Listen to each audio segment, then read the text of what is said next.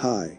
This is the Tiny Movie, and today I explain an action-adventure comedy of 2021, Free Guy.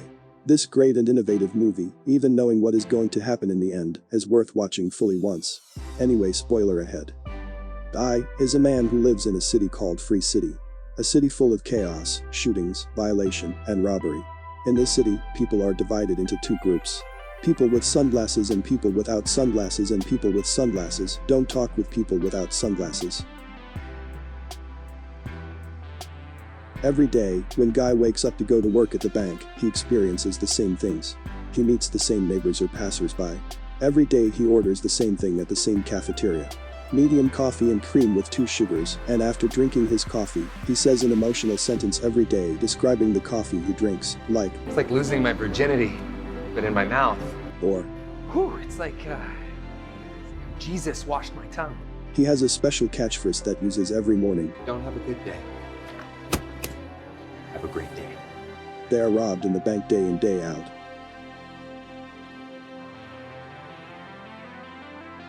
Day after day, returning from work, he meets a girl named Molotov Girl. Like Guy, Molotov Girl sees repetitive things every day. She can even predict people's conversations. I'm a big city. Ain't nothing like it. Has anyone seen my cat? Every day when Guy sees her, he says his famous catchphrase, "Don't have a good day, have a great day." But that day, everything is different. Guy meets the girl but falls in love with her, and a new dialogue is formed between them. Molotov Girl, before Guy tells her his catchphrase, says it first. Don't have a good day, have a great day. Love that song. Guy tells her that this saying is for one of his favorite songs. Molotov Girl surprises hearing such a new thing. That day Guy wants to go after Molotov Girl, but his police friend reminds him that people with sunglasses do not talk to people without sunglasses. But he wants to take a chance. This has never happened in the past. When Guy wants to say hi to her, the train hits him and Molotov Girl doesn't notice. A moment later, we find out that Guy is a non-player character or NPC, and all this happens inside a game called Free City, and Molotov Girl is the username of Millie, that uses its own skin to play in Free City. Following Guy's personal changes, the next day he goes to the cafeteria, but no longer wants coffee and orders a cappuccino. Actually, I think I'd like to try a cappuccino. Something new to hear for the first time scares everyone there.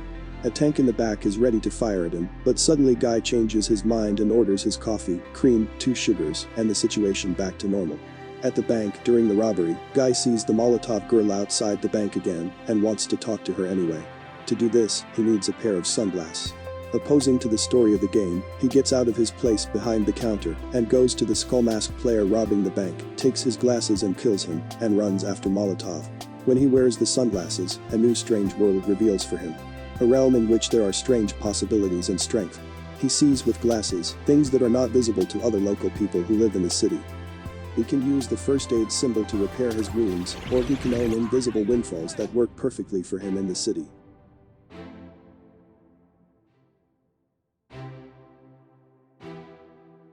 In the real world, 2 of the game developers, Keys and Mouser, are surprised that an NPC, despite the program written for him, was able to defeat a player character and take his glasses. To understand the issue, they prepare to enter the game with their own selective skin to find Guy or the blue shirt guy. In the city, Guy was finally able to buy his favorite shoe with his unseen money. He goes to the place where he saw the Molotov Girl last time. Keys and Mousers arrive. They think Guy actually is a hacker who hacked into a non-player character to break into the game. They ask Guy to change his skin, otherwise, they will kill him and threaten to ban him from the game. But Guy doesn't know how to take off his real skin. So he runs away.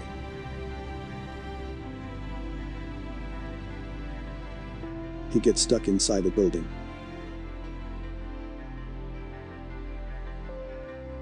Suddenly he realizes that his shoe has the ability to make magical jumps, so he uses it.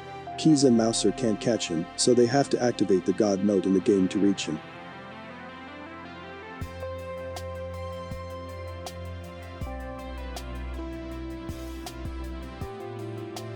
Guy runs toward the wrecking ball but falls down, but can use the tips provided by the glasses to land the ground safely. While he's happy about this, the Keys and Mouser hit him with the car and stop the game. They think that they removed Guy from the game.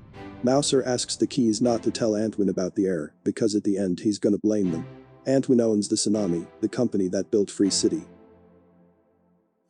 Keys and Millie were already in a relationship. They worked together to build the Free City prototype that Antwin stole their AL engine, and now the Keys are working for him. Millie asks Keys to help him uncover Antwin's lies, so that everyone knows he swiped their engine to use in his game Free City, which is a shooter model of their initial work. Millie tells Keys that she has found a clue in a clip in a gamer's stash house, and wants Keys to help her get there. Keys tells Millie she has doubts about her claim, and also Free City is far better than their idiotic game, and wants Millie to leave. Millie returns to the game and goes to that stash house as stated in the map she recently gained.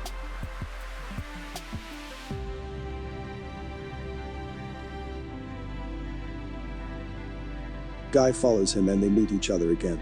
Millie doesn't remember Guy and is about to kill him, but Guy reminds her that they've seen each other on the walk before, when Millie was whispering to herself that part of his favorite song, and Millie remembers him. They suddenly shot from inside the house. Millie uses one of her weapons, the portal gun, and escapes. Guy also follows her. Guy finds out there that Millie is in level 195th, and that is why she has so many weapons and equipment in her house, while he's in level 1. Guy wants to know how he can reach that top level. Millie reminds him this is Free City, and he can punch the pedestrian in the face or rob a store, carjack someone, or do anything he wants, but Guy says he doesn't want to hurt the innocents. It was really strange and interesting for Millie to hear such an interpretation in a wild city. Millie suggests he can point up by being a good guy, and tells her she'll meet her if he reaches to 100th level. Guy goes to reach higher level in the game.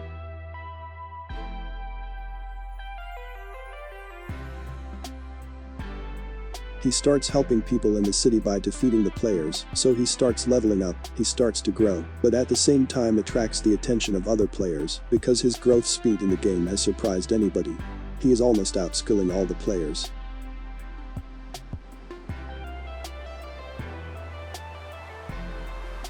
Millie texts to Keys and asks him again to help her access the stash house. Keys accepts and opens the stash house's door for her. Millie walks in and gets what she wants, that part of the game where her source code is within it. But the alarm sounds and the guards shoot at her. Millie is left alone and unarmed. Suddenly, Guy attacks the house with a strange motorbike skill and destroys the guards. New guards reappear again, not allowing Millie to take that necessary data with her, but Guy helps her get out of there alive.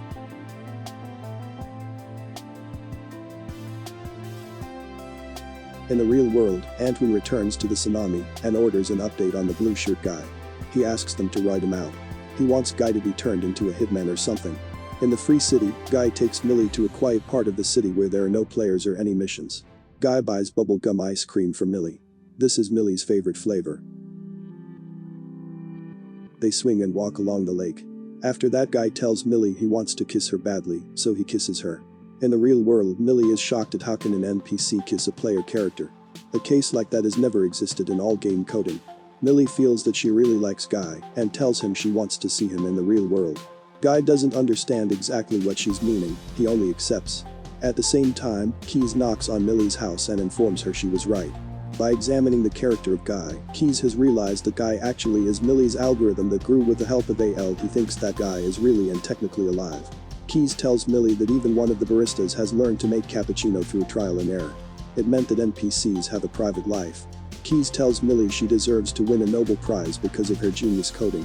Keys discovered that Antwin has been lying to them all the time, and he intends to update and build Free City 2 to actually replace all the old characters with new ones, in order to eliminate all the clues left from their algorithm to destroy all their proof, and this means that Guy and his whole world will be destroyed soon. Millie is in shock when she realizes an NPC kisses her. They only have 48 hours to stop Antwin by finding their original build in the game, proof that Antwin used their code without licensing it. They have to get help from Guy, but to say that he lives in a video game is not easy at all. Millie returns to the city to tell him the truth and wants to show him something.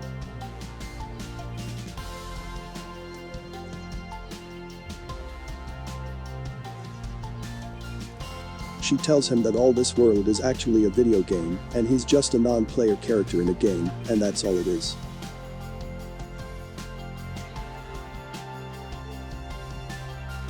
When he realizes he's not real, goes to the streets without any destination in his mind, and starts shouting that everything is alive.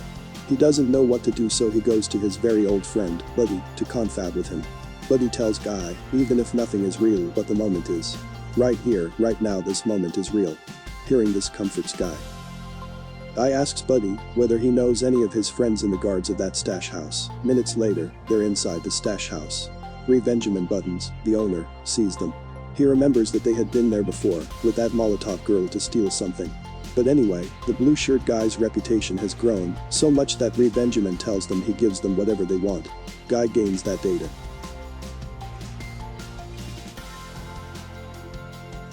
He waits for Millie to return to the Free City. When she goes online, Guy gives her probably what she wants. Guy's good acts made her become an icon in the game's forums and between the fans, something that Antwin can't stand at all, because the absence of such a character in Free City 2 makes it difficult to pre-purchase the game in 48 hours until the official sale. So far, it has caused pre-sales to decline. He shouts at the team to get Guy out of the game, but Keys tells him he can't because he's a real self-aware NPC. Antwin then orders his employees to reboot the server with the purpose of making Guy revert back to a regular non-player Guy. At the same time, Millie and Guy are watching the part of the game in which Millie's original build is there.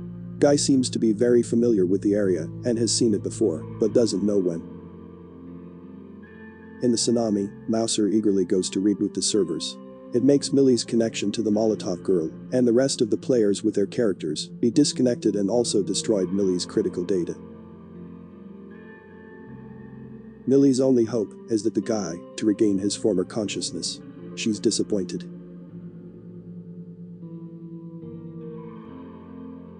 Keys calls her and informs her that the reboot hasn't been able to erase her AL coding, only destroying the servers can do so. Keys reports to her that the AL still exists and just needs to be accessed again and send her a file for her to watch. In that sent file, he explains to Millie that in the loop of duplication of Guy's work in Free City, only when Guy saw Molotov girl on the sidewalk did Guy change and his consciousness grow. Learning this, Millie returns to the game and takes Guy to an alley and asks him to wear and use the sunglasses, but it is still useless, and he doesn't remembers anything. An idea suddenly comes to Millie's mind. She kisses Guy.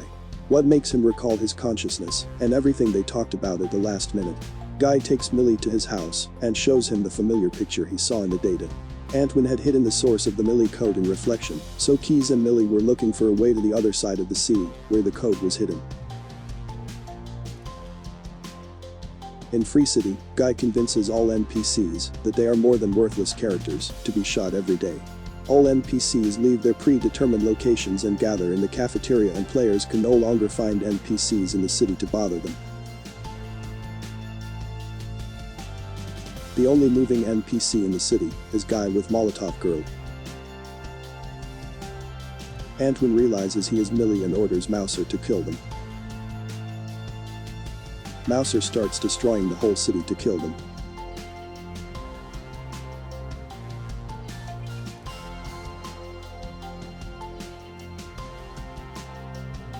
Keys make a exit way for them.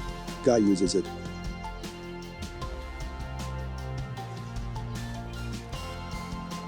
They go to Hitman Beach.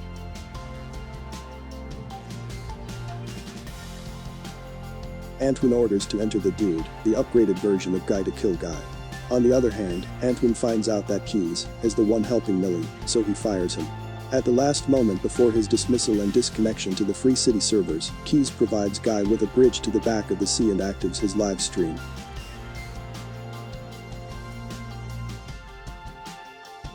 Antwin disconnect all players from their characters. If Guy reaches the other side of the sea, the legitimacy of Millie is proven. The only person left in the game is Guy, who is seen by all the players. The dude is uploaded in the game.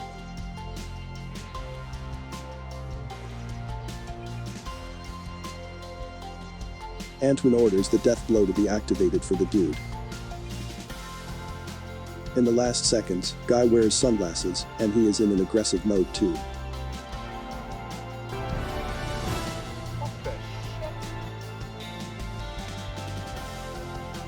But this is not enough. But he returns the sunglass to Guy. Instead of using the glasses himself, Guy chooses a smarter way. When Dude wears the sunglasses, he leaves the fight and enjoys the strange world of sunglasses. Guy runs to reach the space beyond the sea. Antwin goes to the server room to destroy the whole game. Keys sees this as he exits the building and informs Millie. Antwin starts to destroy the servers. The whole city starts to disappear, but Guy runs to the end of the bridge with all his power, and at the last moment jumps to the other side of the bridge. And after a moment, it lands on a small island. Antwin is about to destroy the latest servers where all the Millie characters and original data are stored. Mouser wants to stop Antwin. He discovered that Antwin has been lying all this time about the source code. Antwin orders to fire him too. Millie reaches to server's room and wants Antwin to stop destroying, and instead make a deal. She gives Antwin all the rights to build Free City 2 and 3 and even 4, and re-owns the rest of Free City 1, where his codes and characters are. A few days later, the number of Free City 1 players is increasing unbelievably, while Free City 2 is declining due to numerous bugs reports and online lagging. Antwin goes bankrupt. Keys and Millie and Mouser decide to take a risk and plan the game so that players watch NPC strange lives instead of shooting at them. Millie goes back into the game and starts talking to Guy. She realizes the Keys created Guy based on his feelings for Millie, and in fact, all the Guy's feelings and behaviors, such as falling in love with Millie at first glance, are essentially the same as Keys, so they come back together. Inside the Free City, the characters are living as they please, and no one is shooting at them anymore, and the movie ends.